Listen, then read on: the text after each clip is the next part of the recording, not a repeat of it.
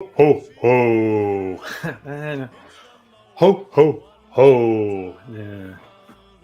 Ho, ho, ho.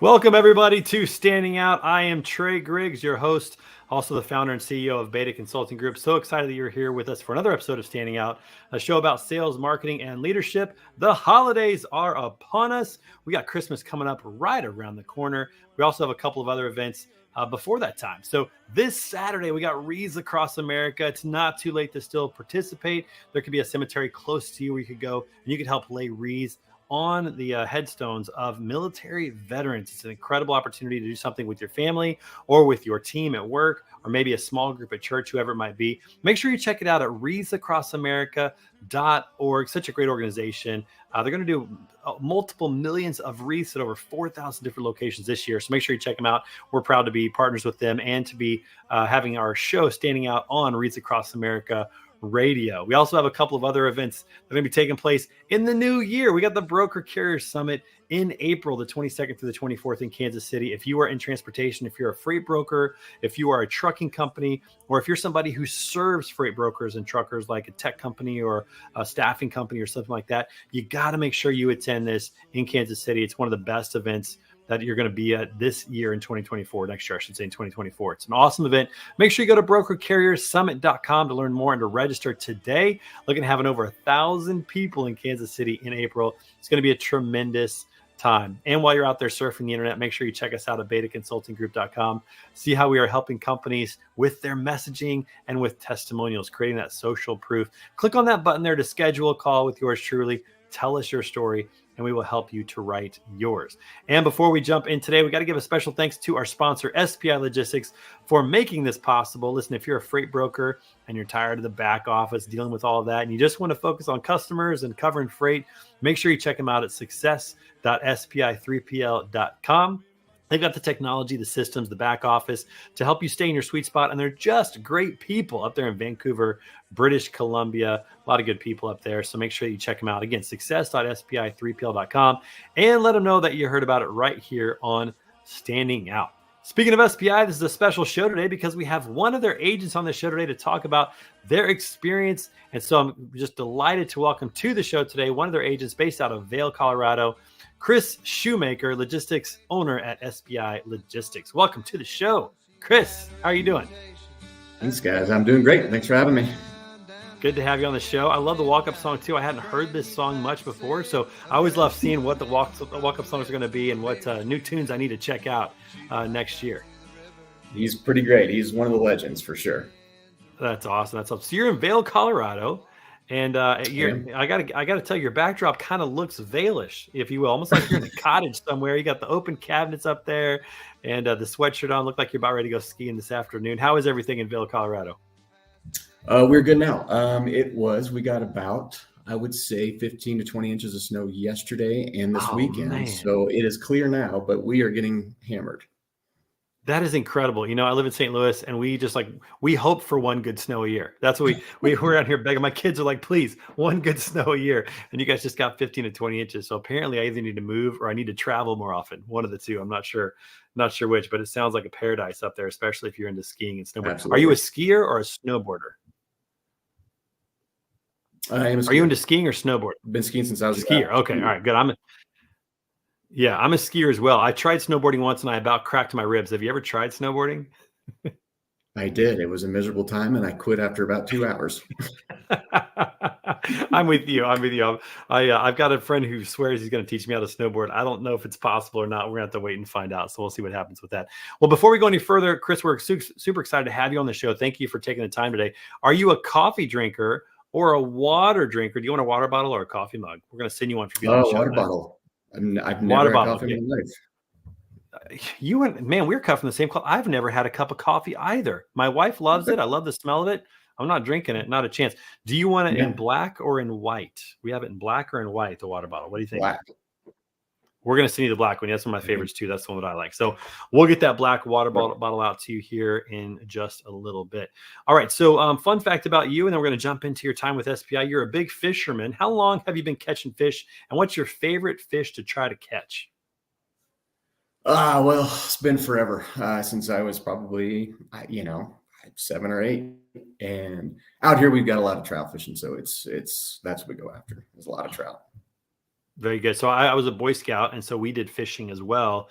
I was not good at it. In fact, the one time I caught a fish, I didn't want to touch it. I'm just a slimy. I don't know. I'm just not a big fan of touching fish. It did not go well. I'm pretty sure that I cut the line and just threw it back in. That was not good. I'm embarrassed to say that. I feel bad for the fish, but that's what happened with that. So not good. So tell us a little bit about your story about getting into SPI.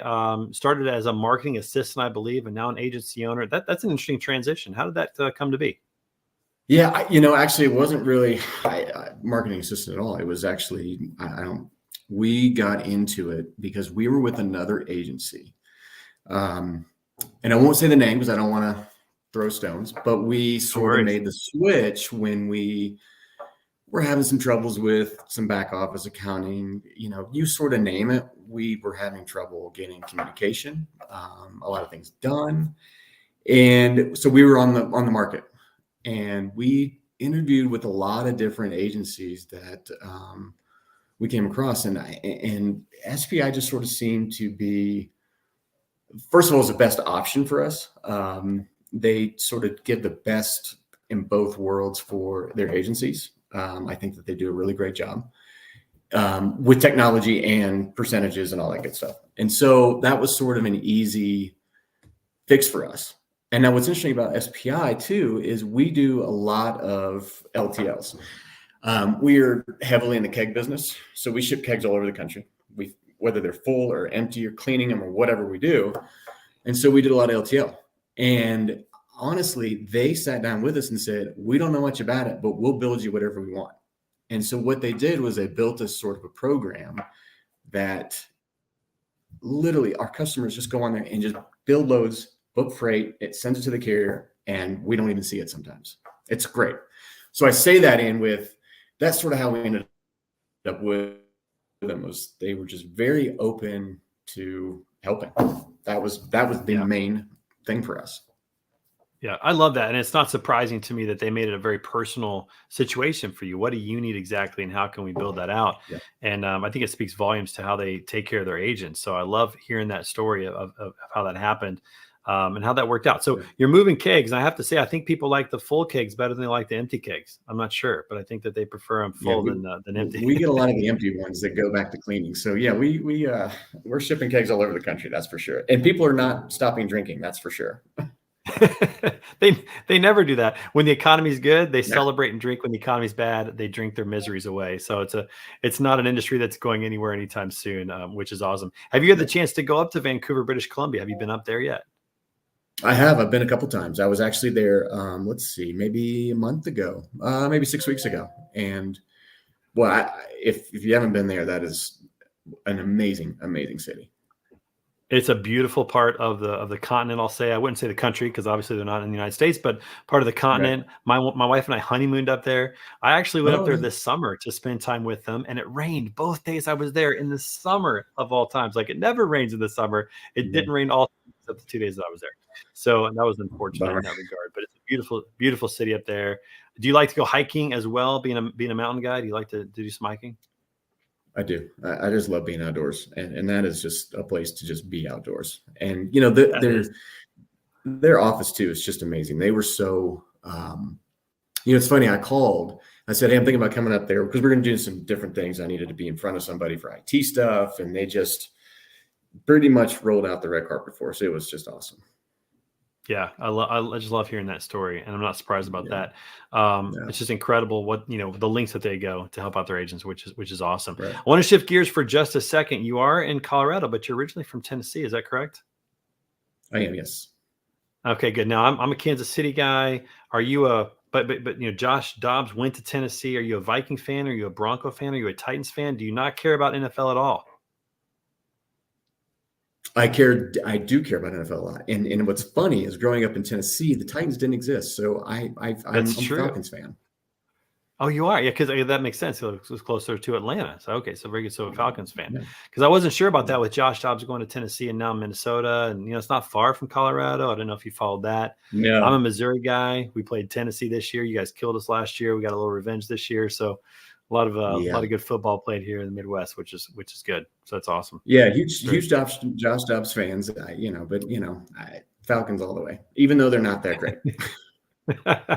not this year. You never know. They might have a turnaround.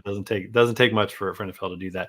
So tell me a little bit about your experience in freight. So you're moving the kegs right now. How did you get into that business?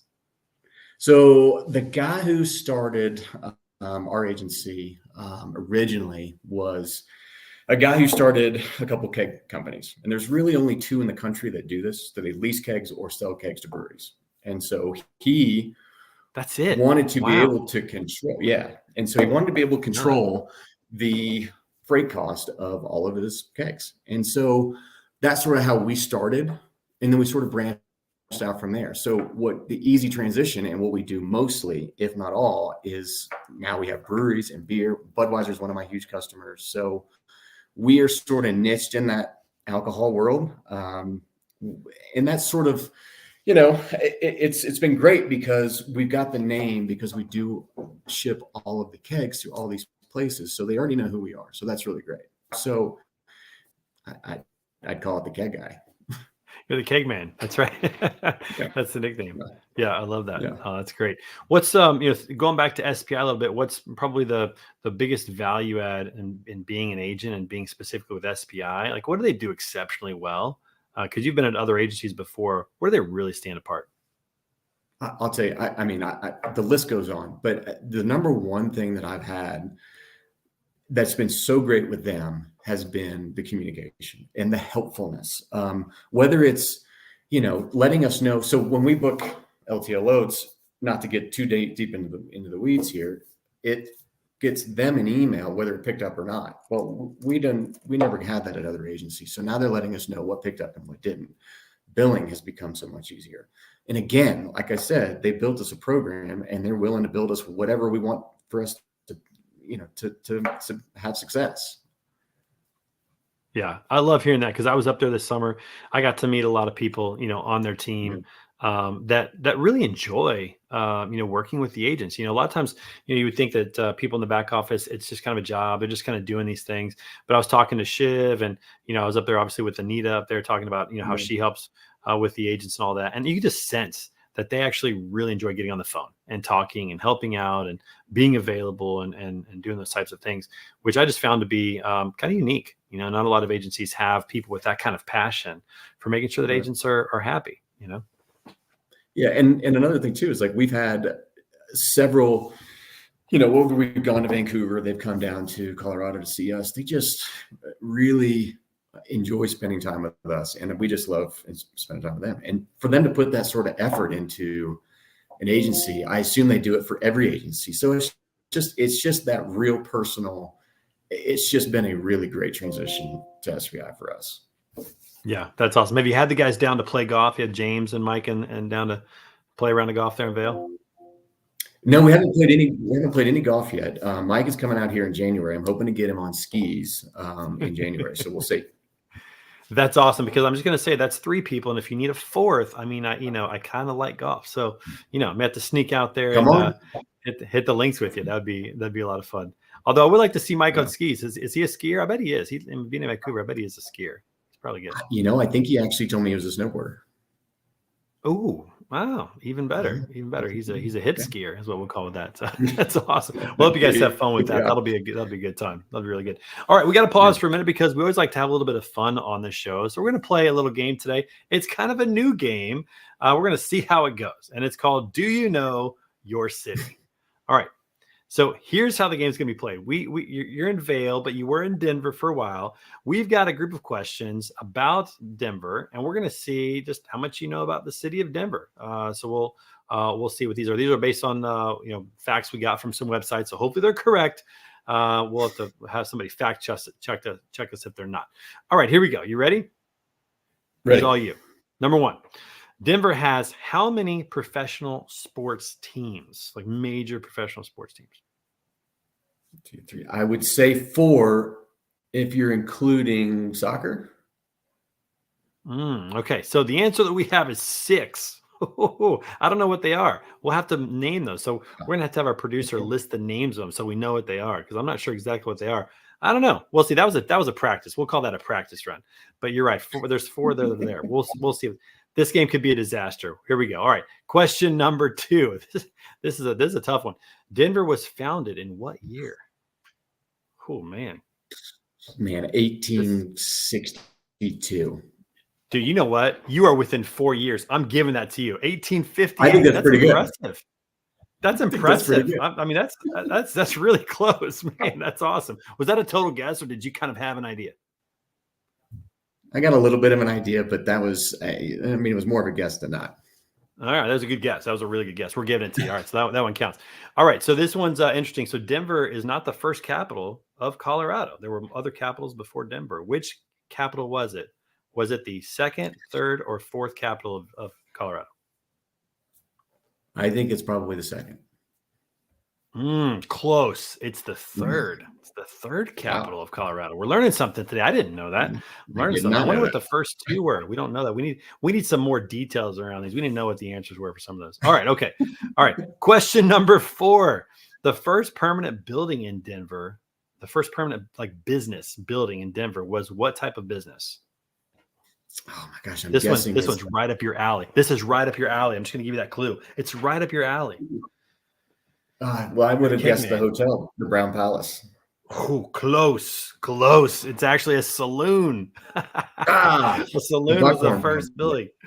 I know they probably went through a few kegs. That's for sure. Okay. All right. We got just a couple more questions here. All right. So Denver metropolitan area collects more money for this than any other city. Collects more money for this, the metropolitan area. Oh, man, I would say we may have to do multiple choice next time. We may have to give you some answers, and we're going to have to do multiple choice. All right, what do you think? That's a tough one. I would think I would say actually it might be marijuana. Well, that would be maybe today. I don't know. It's actually the arts. I guess that could maybe go along with it. That could be marijuana and maybe the arts. That could be a combined thing, because I think some artists may enjoy marijuana from time to time. So there's a connection there. I'm going to give it to you. Give you that one. All right. Okay. Next one. You'll find this massive cobalt creature peeking in the window of the Colorado Convention Center. A massive cobalt creature. Yeah, it's got a nickname. Have you ever? Cobalt is, but is it a huge where the things are? I don't know what those things are called. Just a huge, monster type thing. That's close enough. It's a big blue bear. It's a big blue bear. So there you go. I'm going to give you that one. That's close enough. Okay, 2 more, and then we're calling it quits. Here we go. What food item was invented in Colorado? A common American food item was invented in Colorado, or at least it's given credit for being invented in Colorado, according to our facts. Rocky Mountain oyster. Ooh, that's probably true, but the answer we're going to go with is cheeseburger. I didn't know this. Did you know the cheeseburger was made in Colorado? I don't think that's true, but we're going to find out. That's interesting. All right, that's interesting. I mean, I've never heard that before. All right, okay. Last one on this game here. What flies further in Denver than at sea level? Think about sports. What flies further in Denver than at sea level? Well, I'm going to guess they're going to talk about the Rockies, so I'm going to assume that's a baseball. That is true. That is a true statement. The other one we would have gone for was also golf ball.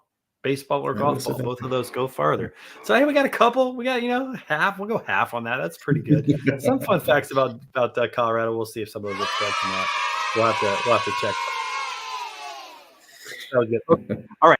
Random question for you, and then we're gonna shut this baby down. What is your Sure. favorite holiday movie? Christmas is coming up. We got kids getting to school soon. We got break time coming up. A lot of Christmas movies gonna be watched. What's your favorite holiday movie? That is an absolute no-brainer. Christmas Vacation, National Lampoons. I watch it in June. Yes, that is such a great movie. And it's a class. You know, that movie's like over, like, what is it, 30 years old now? It's crazy. It came out like I in think it is. 84, 85. I mean, that's Yeah, that wild. sounds right. Might be almost 40 years old. Man, Yeah. that's a long time ago. We're getting old. Oh, that's so good. I remember my dad took me to the theater to see that movie. I remember that back in the day. I was way too young to be in a theater watching that movie, but I was there. He took me there. So that's one of ours as well. Okay, so mine. So that's a good one. Our family one is Elf. We love Will Ferrell, and so I love that one. Yeah. that's another good one that we have. That's for sure. So it's awesome. Okay, let me ask this question. We're going to end up with this, Chris. So somebody out there, man, there's a freight broker out there, maybe agent. They're not happy. What's the biggest selling point for them to give SPI a look? Personal. I mean, I can't say enough about how much the personal experience I've had with them, and they will do anything to make it work for you. Man, I love that. I feel the same way, man. And so it's just, having them as a sponsor for the show, they make me feel like I'm the only show that they care about, and they're sponsoring other shows. You know, it's like they've given me the personal touch as well, always answering my texts and phone calls, and their communication has been really great. So I'm so delighted to hear that you've had that same experience. And do you get any empty kegs that you use at home? Do you do any special projects with the empty kegs? Do you do anything? Got anything outside? Any sculptures or anything with them? Anything you've built? No, I just send them back out to get filled back up. If they'll send me some full ones, that'd be fine. That's it. To get the full ones and then send them back. Just get them on rotation. That would be good. That's awesome. Exactly. Well, Chris, it's been great having you on the show. Thanks for joining Standing Out and for telling us your experience as an agent with SPI. We appreciate that. Enjoy the skiing. Make sure you take some pictures or video of Mike snowboarding. I got to see this. We got to see if he's legit or not. You got. All right. We'll talk to you later, Chris. Thanks so much. Hey, everybody, make sure you come back every Tuesday for another episode of Standing Out right here on LinkedIn Live, YouTube, and Facebook. And again, thank you so much to our sponsor, SPI Logistics, for making it possible. Check them out at success.spi3pl.com. We'll see you.